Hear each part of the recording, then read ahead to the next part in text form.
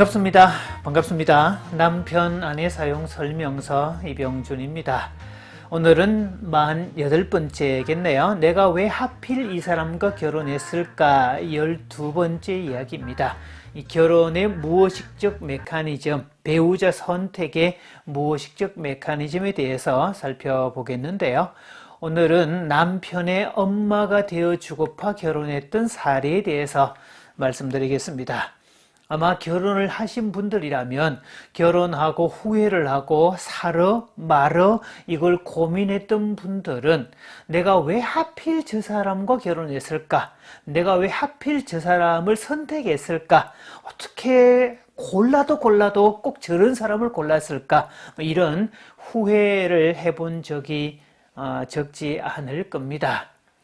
그런데 어느 날 눈 떠보니 그게 기정사실이고 엄연한 현실로 다가와 있고, 법적으로도 또 다른 사람 눈에도 엄연한 하나의 가족으로 인식되어 있고, 또 그 설하에 아이들까지 있는 그런 현실을 보노라면 바꿀 수 없는 현실, 그 아득한 현실 앞에 절망하고 한숨을 크게 쉬는 그런 일들이 많았을 겁니다. 그 때문에 밤잠을 못 자거나 혹은 우울증에 걸리는 일을 겪었던 사람들도 적지 않을 겁니다.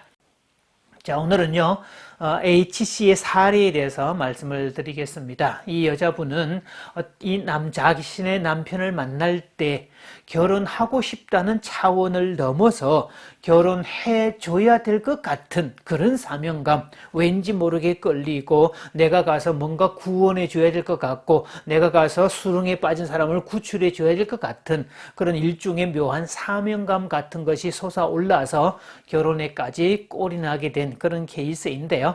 그 무의식적 메커니즘의 바탕에 있는 것은 남편의 엄마가 되어주기를 선택했다는 데 있습니다.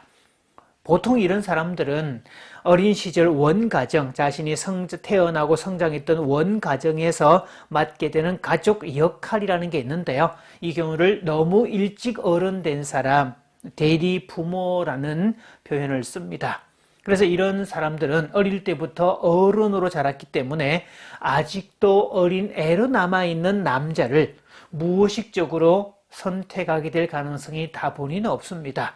그래서 남자가 어리고 미숙하고 연약하고 처량해 보일수록 묘하게 끌리죠. 이런 것을 운명적 만남이라고 얘기를 합니다. 그래서 둘의 관계는, 데이트할 때 둘의 관계는 완벽한 엄마와 완벽한 갓난아기의 관계가 성립이 되는데, 각자의 니즈가 맞아 떨어질 때는 정말 환상적인 만남이다, 완벽한 궁합이다, 이런 착각 속에 빠질 수 있다는 점입니다.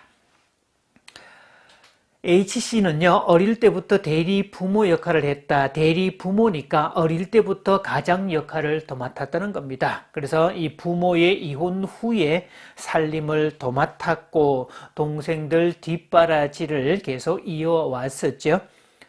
그래서 대학에 진학도 못하고 바로 직장에 들어가서 이 동생들을 돌봐야 되는 그런 역할을 감당합니다. 그런데 자신이 근무하던 그 회사에서는 L씨라는 남자가 있었습니다. 우락부락하게 생긴 사람도 아니었고, 남자인데, 표현이 좀 애매합니다만, 남자인데 예쁘다? 뭐 이런 표현이 어울리는 아주 곱상한 남자를 보게 됩니다. 자상하고 친절하고 또 깔끔하고, 그리고 회사 내에서 만능으로 맥가이브로 통하는 사람이었습니다. 이 여직원들의 컴퓨터가 고장이 나면 와서 즉각 조치를 해주고 온갖 부가 기능들을 알려주는 그런 사람이었죠. 또 회사에서 MT를 가게 됐는데, 그때 이 카메라 조작법을 본의가 아니게 여직원들 사이에 둘러싸여서 강의를 하게 됐는데, 여직원이 가지고 왔던 그 카메라를 여러 가지를 설정해주고 이러이러한 기능이 있다고 알려주는 그런 강의를 하게 됐는데요. 그 카메라 가지고 온 여직원은 자기 카메라에 그런 기능이 있는 줄 몰랐다면서 탐복하고 고마워하지요. 그래서 이렇게 인기 있는 남자여서 H씨는 관심을 가졌는데, 아마 이 L씨도 이 남자도 이 여자분에게 관심이 있었는지 둘은 서로 그렇게 급속도로 가까워졌고 드디어 결혼을 하게 됐는데요. 회사에서는 선남선녀의 완벽한 조합이다라고 찬사를 아끼지 않았습니다. 그런데 결혼을 하고 보니까 상상치 못하는 일들의 연속입니다. 이 남자는 강박성 성격 장애자입니다. 평소 보기에 깔끔해 보이는 것이 사실은 이 강박성 때문에 표현된 것들인데요. 아내가 청소를 하고 나면 마음에 들지 않는다고 자기가 청소를 또 합니다. 그리고 흰색 옷만 고집을 하고요. 속옷은 기본이고 청바지까지 다리미로 다려서 입고 다닙니다. 그래서 어린 시절을 탐사해 보았더니 아주 어릴 때부터 그 시어머니가 그 아들을 그렇게 키웠다는 거죠. 또 다른 문제는요, 음주벽이었습니다. 평소에는 그렇게 깔끔하고 단정하고 자상하고 친절한 사람인데 술만 먹으면 정반대의 모습으로 뒤바뀝니다. 뭐 옷도 아무렇게나 입고 뭐 지저분하기 짝이 없고 거친 언행도 뭐 이렇게 하고 폭력까지 행사하는 그런 일들이 들어 있었고요. 그래서 이 H씨에게 폭력을 행사한 것 때문에 이 H씨가 쉼터로 도망을 갔던 그런 사태도 몇 번이나 있었습니다. 자, 사실 이렇게 늘 사고를 칠 때마다 그 사고를 수습해주고 정리해주고 이런 일들을 반복해 왔었는데 마치 질펀하게 똥오줌 싸질러 넣은 이 갓난아기를 돌보는 엄마하고 똑같은 관계가 되죠. 그래서 한 사람은 H씨는 돌보는 사람, L씨는 끊임없이 문제를 일으키는 사람인데 이 시간이 5년, 10년, 15년 이렇게 지나면 어느 순간에 탈진하는 현상이 생깁니다. 자, 결혼 전 이 원가정에서 대리 부모의 역할을 맡았더라. 그래서 아주 어릴 때부터 부모님이 부부 갈등으로 힘들어하는 모습을 보았고 급기야는 이혼을 선택해서 각자가 따로 사는 그런 모습을 보았죠.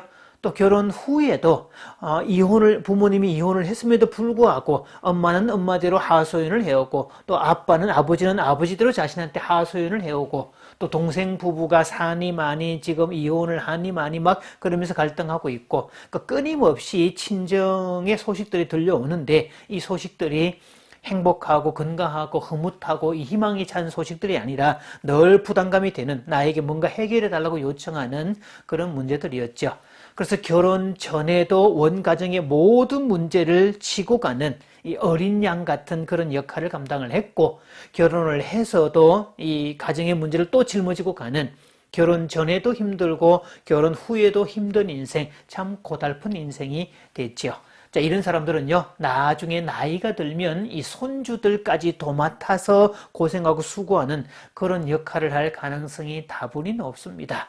그래서 이런 분들의 무의식 속에는 항상 어디론가 떠나고 싶고 어디론가 아무도 모르는 데 가서 혼자 살고 싶고 그냥 예고도 없이 그냥 목적지도 없이 그냥 무조건 무작정 떠나고 싶다는 생각이 늘 자리 잡게 됩니다.